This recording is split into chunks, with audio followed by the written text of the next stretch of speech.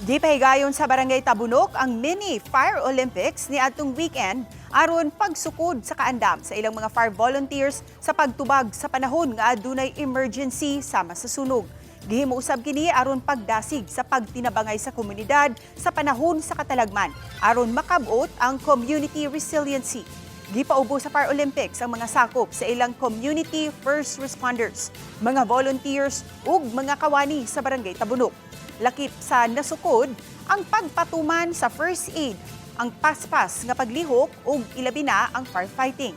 Nakadaig ang mga opisyal sa Dakbayan sa Talisay sa inisyatiba sa Barangay Tabunok nga nakig-alayon sa Talisay City Fire ug sa City Disaster. Awag sa mga opisyal sa ubang mga institusyon sama sa mga eskwelahan nga musalmot usab niini aron mabansay dili lang sa fire prevention apan alang usab sa seguridad panahon sa katalagman.